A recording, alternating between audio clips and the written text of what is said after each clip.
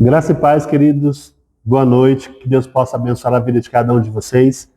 Hoje nós estamos começando o 11º dia da nossa campanha de jejum e oração, 12 dias por 12 meses do ano de 2026. E esta é o nosso cartão, e esse também é o nosso propósito, esse também é o símbolo da nossa campanha. E nós queremos convidar você a participar e continuar participando, porque ainda nós estamos no 11º mês, quer dizer, nós temos que chegar até o 12º, até o final do ano. E o tema que foi escolhido para nós esse ano está em Salmos 23, versículo de número 6, que diz: bondade e misericórdia certamente me seguirão todos os dias da minha vida. Novamente, bondade e misericórdia certamente me seguirão todos os dias da minha vida. Salmos 23, versículo 6. Nesta noite, como nós vamos falar sobre o 11º mês do ano de 2026, que é o mês de novembro, eu queria chamar a sua atenção para um detalhe importante. Nós estamos falando da bondade de Deus. E uma das coisas que a Bíblia tem mostrado para nós, e ela deixa sempre muito claro, é que Deus é um Deus bom. Esse é um atributo pessoal de Deus, essa é uma realidade e a essência de quem Deus é. E nós falamos um pouco sobre essa questão da bondade na última pregação que nós fizemos, mas hoje eu queria convidar você a crer. Por que crer? Porque de verdade toda a Bíblia foi escrita com uma preocupação divina, né? Deus estava preocupado, por isso ele escreveu a Bíblia, para que nós pudéssemos crer. E um fato muito interessante é que o Evangelho de João, ele traz justamente essa mesma realidade para nós. Se você puder ler o livro de João, o Evangelho de João, você vai começar a perceber algumas coisas que aconteceram naquele tempo em que Jesus estava andando na terra e João era o seu discípulo. E João vai registrar algumas situações, alguns momentos da vida de Jesus. E basicamente todo o processo, se você tiver tranquilidade para observar, você vai sempre encontrar o fato de que João chama a atenção para que nós pudéssemos crer. Hoje nós cremos. Mas para que aquela época, quando as pessoas que estavam ao redor de Jesus pudessem enxergar em Jesus quem Jesus era. Jesus fazia questão de se mostrar, ele fazia questão de se revelar às pessoas, né, que estavam ao seu redor, mas principalmente aos discípulos. E o Evangelho de João faz um registro de pelo menos 8 situações, 8 momentos interessantes da vida de Jesus que revelam isso.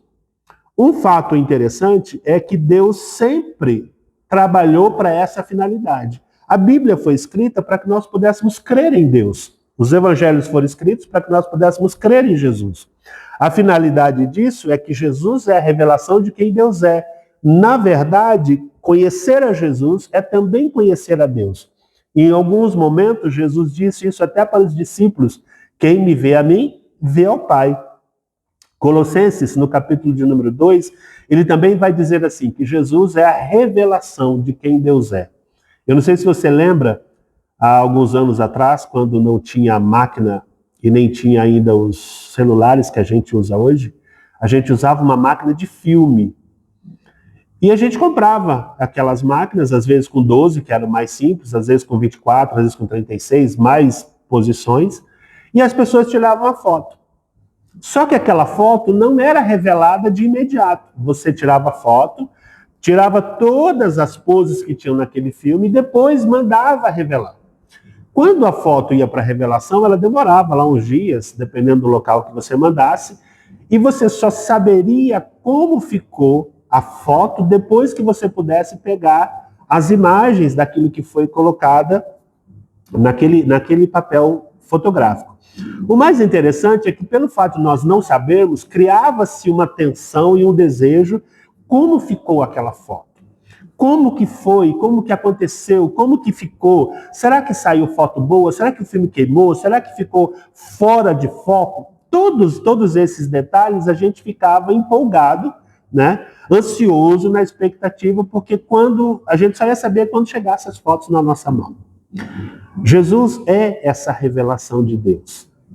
E o que eu gostaria que você percebesse é que Deus tem todo esse propósito. E esses fatos que nós vamos fazer uma verificação rápida, não dá para a gente ter um estudo mais profundo, nós vamos encontrar em Jesus algumas situações, e essas situações específicas que João fala, lógico, tem muitas outras, mas a gente separou essas 8 para que você possa entender que o que Deus quer para a sua vida é que você creia nele. Que você creia que ele é bom, que você creia que ele trabalhou e fez todo um processo, trazendo Jesus a este mundo, para que ele pudesse trazer salvação a você. Nós queremos que o seu coração creia e confie no Senhor a ponto de você confiar no seu ano. E não é só para chegar no próximo ano, para você começar a confiar a partir de agora, para você começar a desfrutar daquilo que Deus tem para a sua vida a partir de agora. Amém? Dito isso, nós vamos verificar esses primeiros registros que foram feitos no Evangelho de João. A gente tem muitos, mas podemos separar apenas esses 8 para a gente poder ter uma avaliação melhor. O primeiro sinal que Jesus faz, ele está em Caná da Galileia. De verdade, ele foi a uma festa de casamento. Quando ele chega naquela festa, né, a festa estava seguindo, e no meio da festa faltou vinho. O mais interessante não foi que Jesus se dispôs a fazer o milagre. Foi a mãe dele, a Maria, que foi até Jesus e pediu para que Jesus fizesse o milagre. O mais interessante é que Jesus não se dispôs de imediato a fazer, porque ele tinha um momento certo que ele iria começar a fazer o trabalho, que ele iria começar a fazer alguns milagres, algumas obras. E o mais importante desse detalhe, dessas obras que Jesus vai fazer, é porque tudo aquilo que ele faz vai de encontro ao contexto dos judeus. A tradição dos judeus toda é atacada, ou de alguma forma, eles sofrem com essas situações, porque Jesus não era alguém dos religiosos, ele não era um fariseu, ele não era um sacerdote, ele não era uma pessoa de uma escola da época, né, de nenhum professor importante, e de repente Jesus começa não só a fazer milagres, mas ele começa a ensinar, porque ele começa a chamar os discípulos, e esse é o primeiro momento que isso acontece. Então o primeiro milagre dele acontece com essa transformação de água em vinho. Ele faz com que essa água que vai ser transformada seja colocada em talhas. Os potes de talhas, ou as talhas, conforme eram chamadas, elas eram usadas para fazer as oblações, era algo que era próprio dos judeus, para a cultura dele, mas também para as tradições dele. E Jesus usa exatamente aqueles potes, ele usa exatamente aqueles recipientes, e ele pede para que os moços, né, as pessoas que estavam trabalhando ali na festa, coloquem água naquelas talhas, e quando as pessoas colocam água na talha, ele chama então o mestre-sala e manda que o mestre-sala experimente a água daquele pote. O mais interessante é que não há nenhum momento específico que Jesus faça qualquer oração ou nada, mas quando ele vai oferecer a água para o mestre-sala, ao provar a água, já não era mais água, era vinho.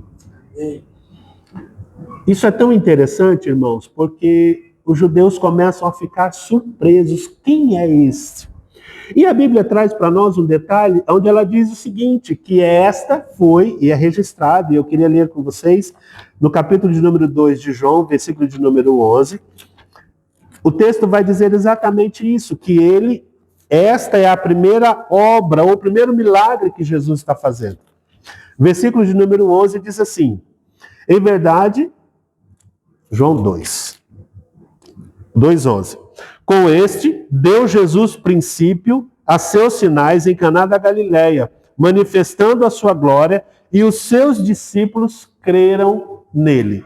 Então, a cada momento que Jesus fazia um milagre, ele atraía não só a fé dos discípulos, mas ele também atraía a fé das pessoas que estavam ao seu redor. Verso de número 23 contesta também e vai fazer essa mesma palavra.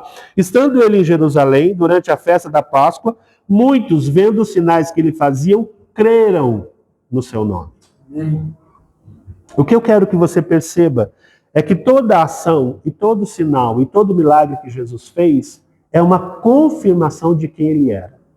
Ele vai dizer ao longo do Evangelho de João que nesses momentos de milagre, nesses momentos de obra, ele também manifesta isso porque era a vontade do Pai para ele. Então, tanto o Pai queria que ele fosse crido, que as pessoas crescem nele, como ele também, ao fazer os milagres, atraía a fé das pessoas para ele. Esse foi o primeiro.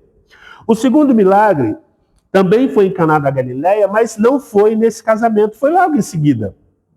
Existe um homem, que no caso ele era empregado do rei Herodes, e ele chega para Jesus e diz que ele precisava da cura do filho. E ele vai até Jesus e diz, o senhor precisa ir lá em casa, porque o meu filho está doente, e ele diz assim, olha, pode ficar tranquilo, pode ir em paz, porque o seu filho já está curado. Um fato interessante, porque quando Jesus fala isso para o rapaz, ele está em Caná da Galileia, ele está ainda na Galileia, mas ele é curado num outro local.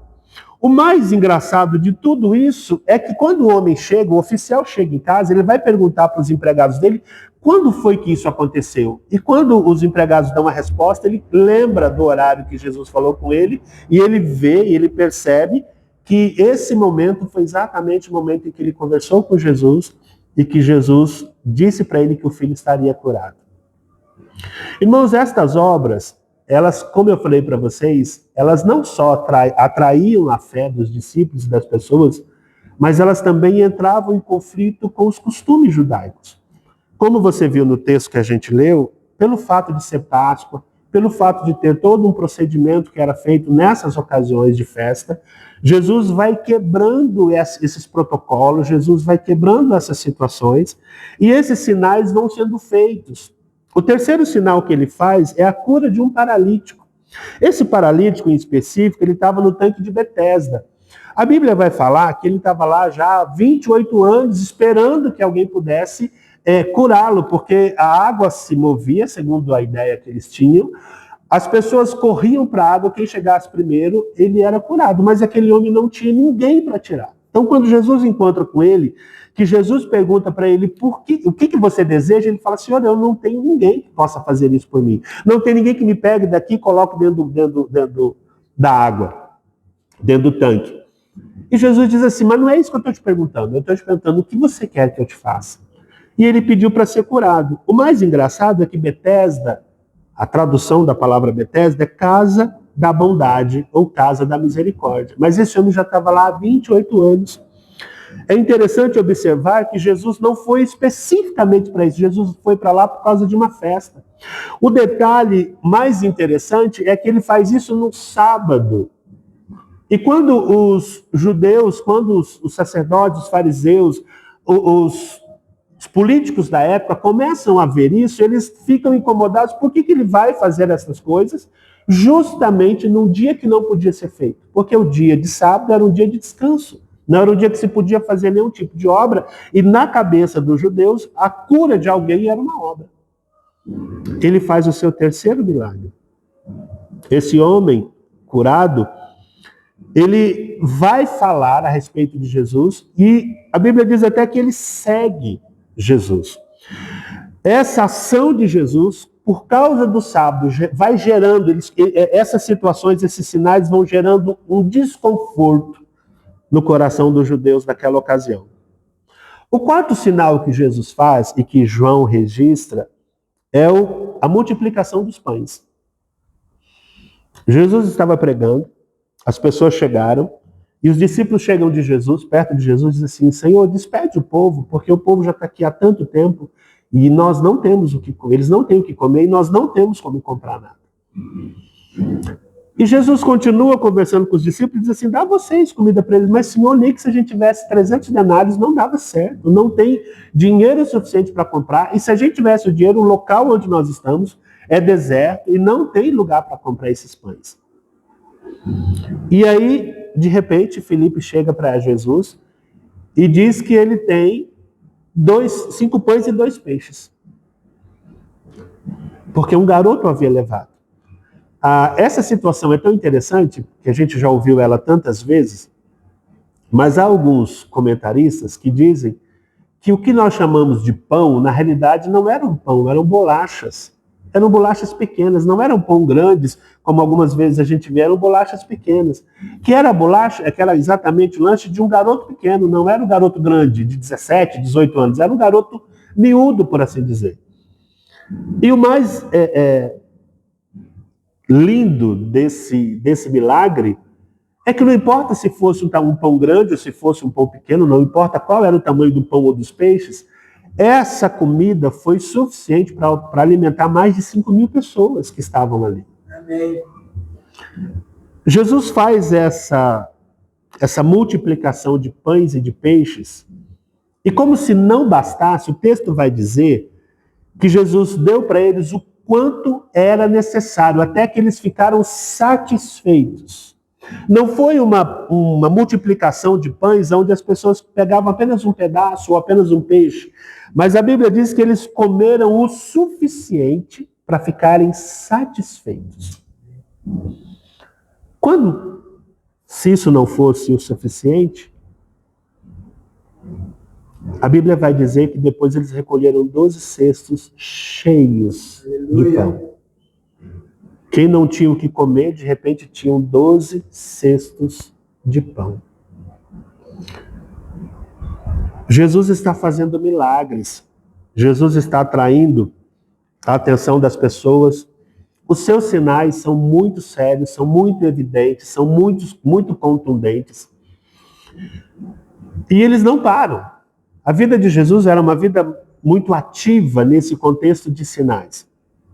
E João vai dizer, inclusive, quando ele está escrevendo, aliás, Lucas diz isso, que se fossem escritos todos os sinais que Jesus havia feito, não haveriam livros no mundo que fossem suficientes para escrever tudo aquilo que foi feito. Então, o que nós temos é apenas um pouco, uma ínfima parte daquilo que realmente Jesus fez. O quinto sinal que Jesus fez foi logo depois dessa multiplicação de pães. Jesus manda que os discípulos vão para outro local, que ele iria ficar orando. E logo em seguida, a noite chega e os discípulos estão no barco, atravessando o mar da Galileia. Só que durante a noite vira um vendaval, vira uma grande tempestade sobre o mar. E com aqueles relâmpagos, com aquela chuva, com aquela situação toda, de repente alguém vê uma silhueta andando sobre a água. E o texto vai dizer para nós que eles se sentiram extremamente amedrontados e alguns chegaram até a dizer que era fantasma que estava ali. Porque, né, levando em conta, que vocês também vão lembrar disso, não havia iluminação de poste. Se estava chovendo, se estava realmente numa situação de tempestade, não tinha luz. O que tinha da luz era exatamente os relâmpagos que apareciam no céu. E realmente era muito difícil identificar alguém no meio de uma chuva naquela tempestade toda.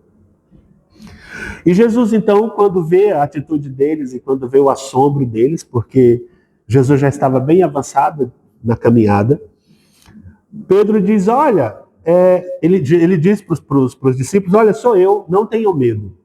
E aí Pedro, né, muito ousado, chega e diz, Senhor, se for o Senhor mesmo, manda que eu vá com o Senhor andar sobre as águas. E Jesus diz simplesmente para ele, vem. E Pedro sai de dentro do barco. Pedro anda sobre as águas em direção a Jesus. E aí a gente não sabe exatamente se houve o processo da ida e da volta, acreditamos que sim. Mas a Bíblia diz que no momento seguinte, Pedro tira os olhos de Jesus e ele começa a ver o vento, a tempestade, a chuva, e ele começa a afundar. E aí Jesus pega na mão dele, porque ele começa a gritar por socorro, dizendo que ele estava afundando, que ele ia morrer. E Jesus pega ele pelas mãos e traz de volta ao barco e chama ele de homem de pouca fé. São sinais extraordinários, irmãos, que nós nunca vimos. Se nós pudéssemos realmente comparar todas essas questões com o Antigo Testamento, nós vemos alguns eventos que aconteceram com Moisés, como a abertura do Mar Vermelho, mas agora não é mais o mar aberto, agora Jesus anda sobre o mar.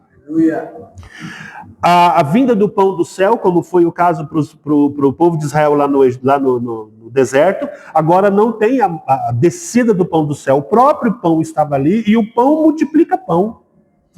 Porque Jesus se define como o pão da vida. Nós estamos vendo exatamente tudo diferente daquilo que era antes. E toda essa manifestação, ela incomoda o coração dos judeus. E por que traz esse incômodo? Porque estava impossível não crer nele. É tanto que muitos judeus que eram das sinagogas, muitos judeus que eram homens prosélitos, muitos judeus que eram homens de conhecimento, acreditavam em Jesus, mas ficavam em oculto. A vida desses homens estava sendo abalada, a fé deles estava sendo abalada, a vida, os costumes deles estavam sendo postos à prova. Mas como se não bastasse, né? Nós temos o sétimo sinal. O sétimo sinal é talvez um dos mais difíceis. Porque até então, nunca havia sido visto, a não ser na época de Elias e de Eliseu. É a ressurreição de Lázaro. Lázaro era amigo de Jesus, ele morava em Betânia, ele tinha uma irmã chamada Maria, outra chamada Marta. E a Bíblia diz que Jesus estava evangelizando, estava pregando, e é enviado para ele um aviso: olha, o Lázaro, a quem você ama, está doente. E Jesus diz para eles assim, para os discípulos assim: olha, fiquem em paz. E continua fazendo o que ele estava fazendo, ele estava numa outra cidade. E passa os 2 dias, e Jesus vem então em direção de novo a Betânia.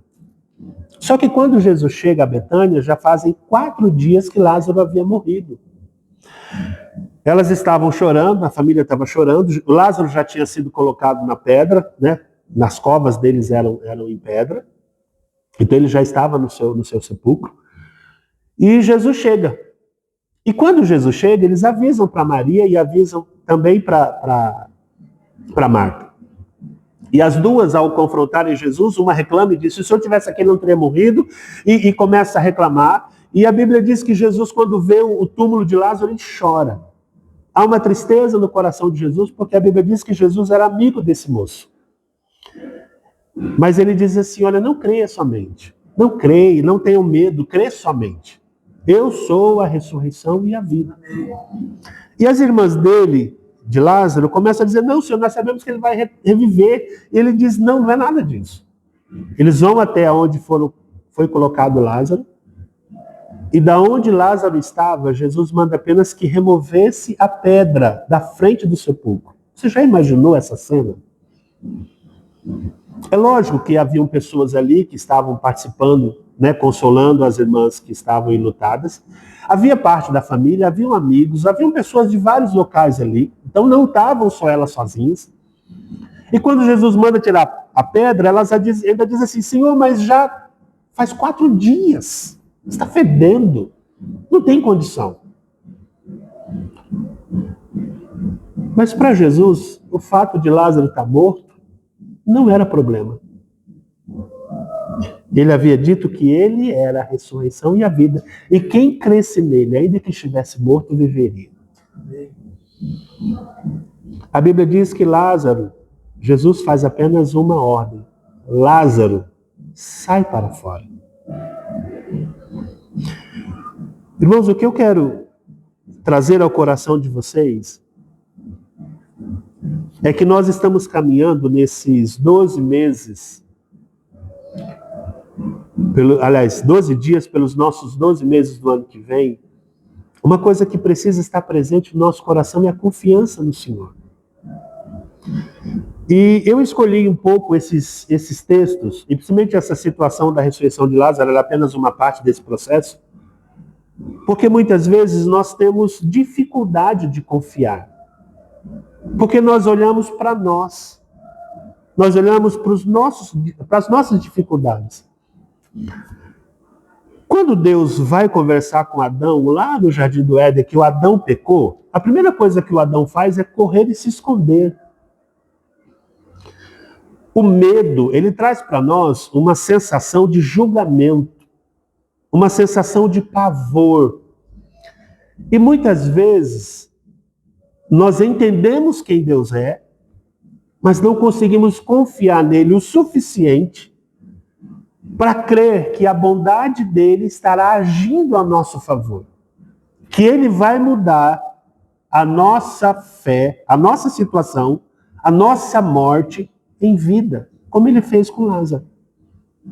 O que eu quero apresentar para você nesse contexto é que Lázaro já estava morto.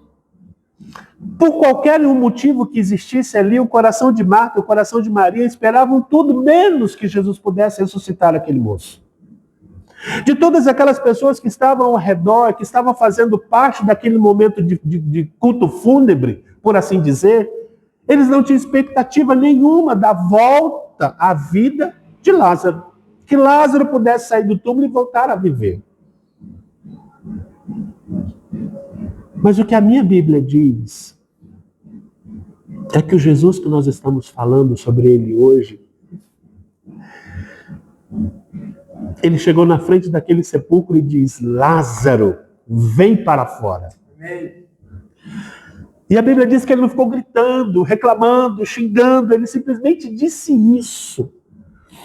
E no momento seguinte, aquele homem que estava morto há 4 dias sai daquele sepulcro vivo. Aleluia. Querido, eu quero colocar no seu coração essa expectativa. Se Deus foi capaz de usar a vida de Jesus para trazer vida a um morto, por que ele não pode trabalhar na sua vida para trazer os resultados que você precisa? Como que você pode olhar para esse homem chamado Jesus, que você recebeu como seu único suficiente Salvador, e não confiar nele para ele resolver todos os problemas que podem ter acontecido ao longo desse ano de 2026, ou que ainda vai acontecer? Mas o que eu quero de verdade não é que você espere o mês de novembro para acontecer, eu quero que você comece a desfrutar disso hoje. Porque aquele homem que chamou Lázaro para fora, hoje ele mora na sua vida, hoje ele faz parte da sua realidade, hoje ele chama, ainda que esteja morto, viverá. Lázaro, sai para fora. Porque eu preciso que você creia nisso. Foi por isso que esses textos foram escritos, para que você confiasse.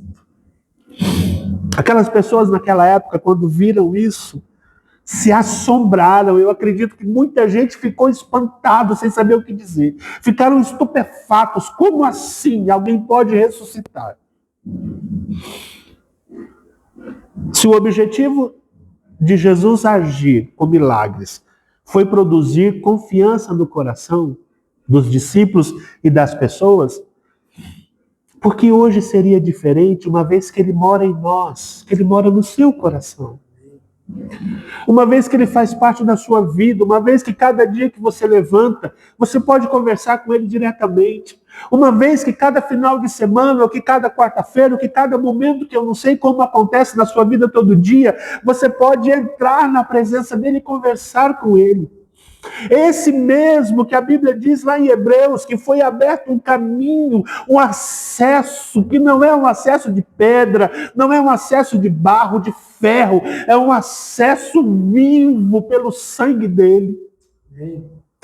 Querido, eu quero que você creia, eu quero que você desfrute que 2026, no mês de novembro, seja um mês de festa, porque você vai chegar aqui na frente do púlpito e dizer: pastores, irmãos, Deus tem me abençoado como nunca me abençoou.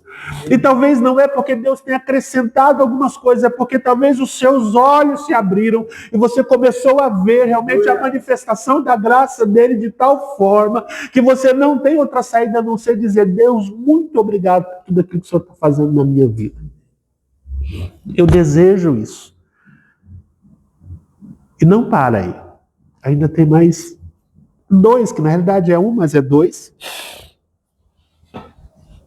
Essa ressurreição de Lázaro, ela causou todo um problema para a vida de Jesus. E de verdade, Jesus foi perseguido a partir disso, mas como eles intentaram também, inclusive, perseguir Lázaro por causa da ressurreição. Porque se Lázaro morresse, eles podiam dizer que aquilo foi uma mentira, que aquilo não aconteceu de verdade, que aquilo não tinha sido um fato, tinha sido apenas um engodo, um engano, o que eles não conseguiram. Mas por que nós vamos continuar nesse assunto e qual é o nosso 8º milagre? Porque é nesse último milagre que se converge, que se reúne tudo aquilo que nós estamos usando agora, nesses 12 dias, para os 12 meses do ano de 2026. O oitavo sinal que Jesus faz, ele já tinha sido anunciado, ele foi anunciado pelos anjos, ele já tinha sido profetizado no Antigo Testamento pelos profetas, mas é exatamente em Jesus, e nesse momento, e principalmente aparece no livro de João, e todos os evangelhos aparecem um pouco dessa realidade, Jesus morre.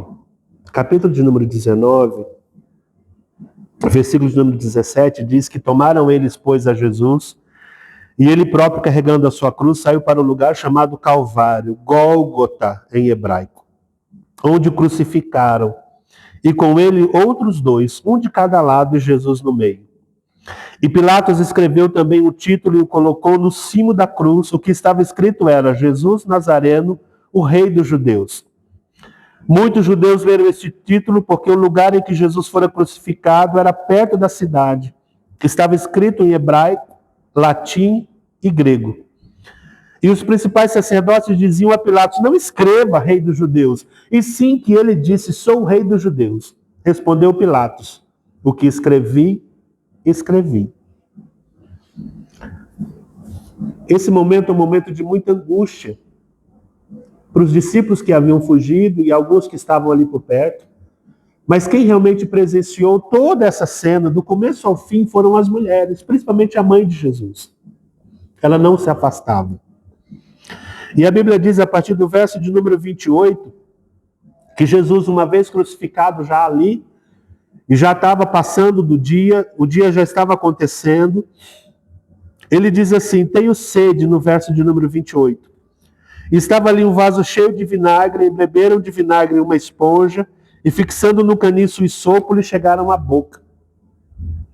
Verso 30. Quando, pois, Jesus tomou o vinagre, disse: está consumado. Inclinando a cabeça, rendeu o espírito. E como se isso só não fosse suficiente, foi um soldado lá, com uma lança, e enfiou a lança no lado de Jesus, entre as costelas de Jesus, alcançando seu coração. E a Bíblia diz que esse ato que ele fez, não apenas abriu o coração de Jesus, mas fez com que vazasse sangue e água. Ou seja, o que estava no coração de Jesus já não era mais um órgão vivo, mas era exatamente o que acontece quando o órgão morre. O sangue se separa do plasma, e realmente o plasma fica parecido uma água, e o sangue fica coagulado. E foi exatamente isso que ele fez, e quando ele enfiou aquela lança no lado de Jesus, foi isso que vazou do coração de Jesus. Jesus estava morto. O mais incrível é que esse soldado, ele diz exatamente que esse homem não era um homem comum. Esse homem parece que verdadeiramente ele era o Filho de Deus. Jesus faz todo esse trabalho, toda essa obra, por causa de nós, para nos alcançar, para alcançar aqueles que estavam ali naquela ocasião, mas de verdade para alcançar todas as pessoas depois desse fato. Porque nesse momento que Jesus morre, ele está apenas em Jerusalém, não está fora da realidade dos judeus, é só os judeus que estão ali. Mas junto com esse último milagre da morte, há um detalhe interessante. Versículo de número 20 diz que no primeiro dia da semana, Maria Madalena foi ao sepulcro de madrugada, e sendo ainda escuro, viu que a pedra estava revolvida. Então correu e foi ter com Simão Pedro e com o outro discípulo a quem Jesus amava, e disse-lhes: tiraram do sepulcro o Senhor, e não sabemos onde o puseram. Saiu, pois, Pedro e o outro discípulo e foram ao sepulcro, e ambos corriam juntos, mas o outro discípulo correu mais depressa do que Pedro, chegando primeiro ao sepulcro, abaixando-se, viu os lençóis de linho, todavia não entrou. Então Simão Pedro, seguindo, chegou e entrou no sepulcro, e ele também viu os lençóis, e o lenço que estivera sobre a cabeça de Jesus, e o que não estava com os lençóis, mas deixando num lugar à parte. Então entrou também um outro discípulo que chegara primeiro ao sepulcro e viu e creu, pois ainda não tinham compreendido a Escritura, que era necessário ressuscitar ele dentre os mortos. A partir daqui, a vida dos discípulos não será mais a mesma. A partir daqui, as pessoas que encontraram e que tiveram uma bênção recebida de Jesus nunca mais voltaram a ser os mesmos. A partir daqui, nem a própria história voltou a ser a mesma. A Bíblia diz que Jesus volta, ressuscita. Então, o oitavo sinal que eu quero que vocês percebam é a sua morte e a sua ressurreição. A sua morte, porque ele morre antes de que alguém possa desfigurá-lo e destruí-lo. Ninguém roubou a vida de Jesus. Jesus se entrega naquela cruz. Não foi quebrado nem o osso, apesar dele ter apanhado o suficiente para os seus ossos aparecerem, mas ainda assim, ele estava naquela cruz e ele entrega a sua vida como sacrifício vivo. E a sua ressurreição é exatamente o momento em que Deus diz sim. Eu recebo o seu sacrifício. Eu aprovo o seu sacrifício. Irmãos, o tema do nosso tempo de jejum e oração, da nossa campanha de jejum e oração é bondade e misericórdia. Certamente te seguirão. O que nós queremos e o que eu quero compartilhar com vocês no encerramento desta palavra, nós já estamos fechando esta palavra, é que você possa entender que se Jesus fez tudo o que ele fez pelas pessoas que estavam naquela ocasião vivas, mudou a vida delas a ponto de confrontar a sua fé, confrontar a sua religião, confrontar os seus costumes, essa mesma realidade nós queremos colocar diante de você. Porque nós queremos que você possa crer no Senhor. Não é crer a partir de você, é crer naquilo que ele fez por você. É crer no fato de que ele assume a sua responsabilidade, que ele recebe o castigo que deveria ser seu. E se ele faz isso, ele não faz por nenhum outro motivo, porque ele não ganha nada com isso. Mas ele só pode fazer isso por bondade e por misericórdia. A palavra que o salmista Davi escreve no Salmo 23 é para segurar, para trazer certeza no seu coração, de que se o Senhor fez isso no passado e não vai fazer, ele já fez, já foi feito, já está resolvido, já está concluído, não tem nenhum acréscimo, não ficou nada faltando, é para que você possa hoje dizer para o Senhor que você confia nele. Dizer para o Senhor que não importa quais são as circunstâncias, que não é a circunstância que vai definir se Deus é bom, não é a circunstância do problema, ou grave quanto for esse problema, o tamanho dele que vai definir a bondade do Senhor.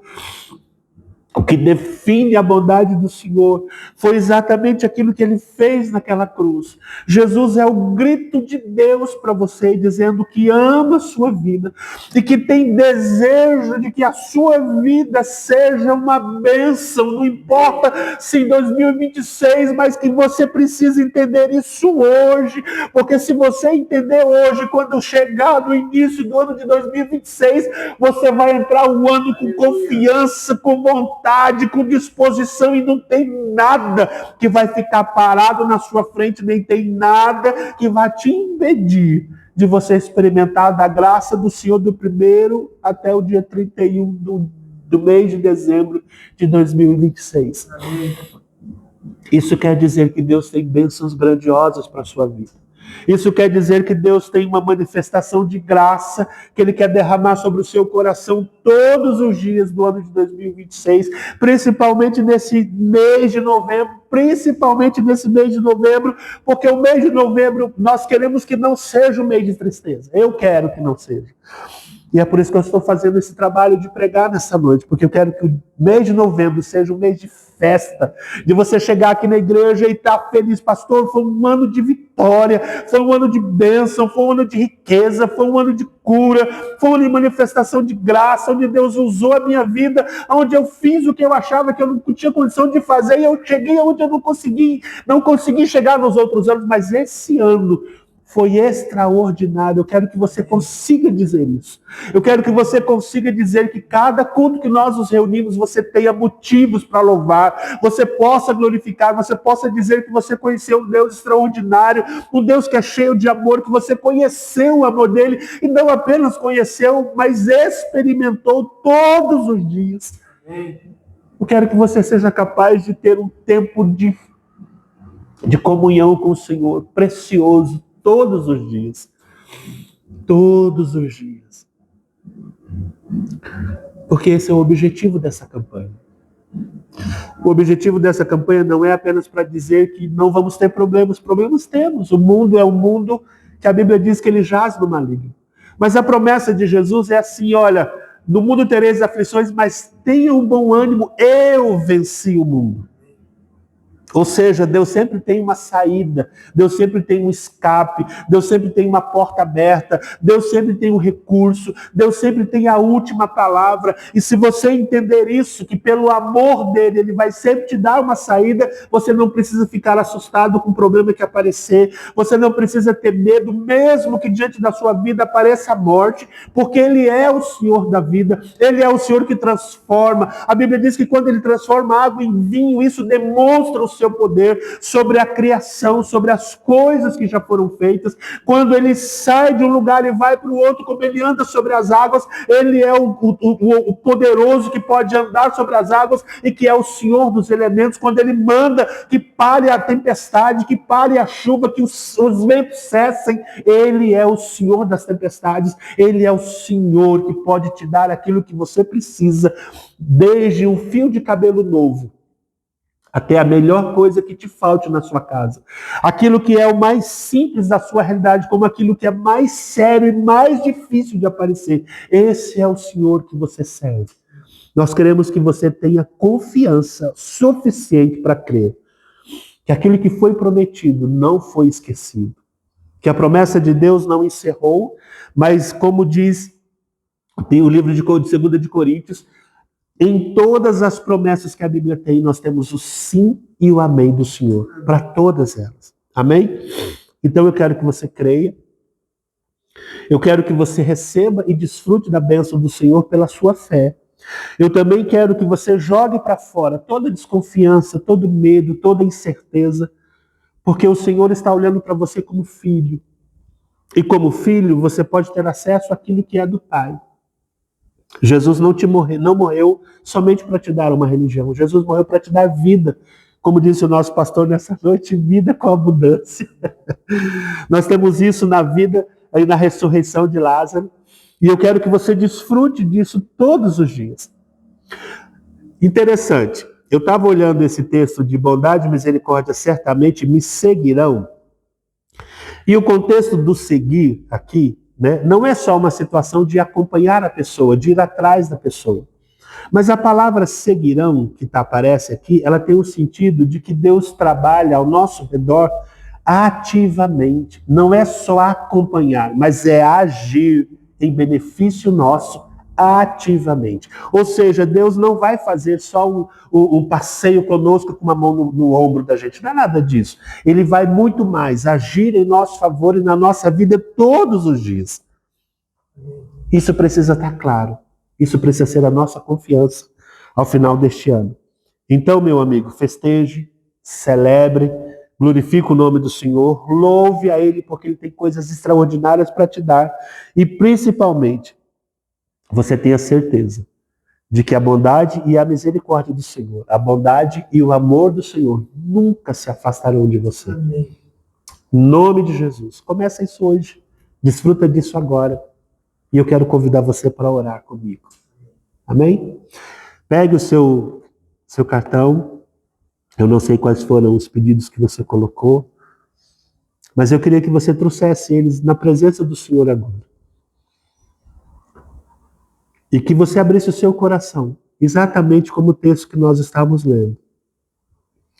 Se Jesus morreu naquela cruz, e se Jesus ressuscitou, e tudo isso é uma comprovação do amor do Senhor por nós, que você possa dizer assim: Senhor, eu comprovando que o Senhor me ama, e crendo que isso é verdade, conforme a palavra que eu ouvi nesta noite, eu coloco diante da tua presença os meus pedidos. São pedidos dos quais, Deus, eu entendo que eu tenho necessidade. São pedidos que os teus filhos também estão colocando, que eu acredito que eles têm necessidade. Não experimentaram ainda, não vivenciaram ainda, não tomaram posse ainda. Mas a tua palavra diz que tudo aquilo que nós pedimos em oração, crendo, nós receberemos. E eu não vou orar como se a gente ainda vai receber. Eu vou orar agora, Senhor, como se nós já recebêssemos, já tivéssemos recebido. E eu te louvo por todas essas bênçãos que estão escritas nos cartões dos meus irmãos. Cada pedido que foi colocado ali. Senhor, eu entro em comunhão com cada um deles nesse momento. E eu confirmo esta palavra, porque o Senhor disse que onde estiverem 2 ou 3 reunidos, ali o Senhor está. E em unidade, nos colocamos diante da tua presença para dizer sim e amém sobre cada pedido que foi feito. E que os teus filhos não desfrutem isso apenas no ano que vem, mas que eles possam desfrutar desde agora.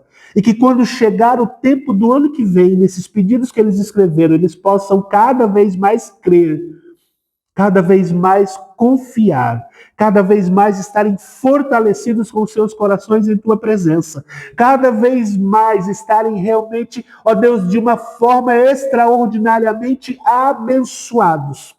Não como necessitados, mas como daqueles que desfrutam da tua bênção. E que seja assim, Pai, nesta noite. Que seja assim na vida de cada um dos meus irmãos. Que o teu povo desfrute cura, que o teu povo desfrute resposta, que o teu povo desfrute porta aberta, que o teu povo desfrute multiplicação, que o teu povo desfrute, Senhor Deus, curas extraordinárias, que o teu povo desfrute, Senhor, empregos novos, que o teu povo desfrute contratos, Senhor Deus, especiais novos, que o teu povo desfrute, Senhor Deus, novos fregueses, novas pessoas, novas participações, novas ideias, novas bênçãos, que o teu povo desfrute um derramar da tua presença, tão intenso e poderoso, que o coração do teu povo seja de verdade um coração alegre, um coração que confia em ti, um coração fortalecido pela tua presença, mas principalmente um coração que ouve ao Senhor e que, porque te ouve, acredita na tua palavra e desfruta daquilo que ela está falando. E seja assim, em nome de Jesus. Amém. Que Deus possa abençoar a sua vida. É o que nós estamos pedindo nesse momento, agradecidos. Em nome de Jesus. Deus abençoe.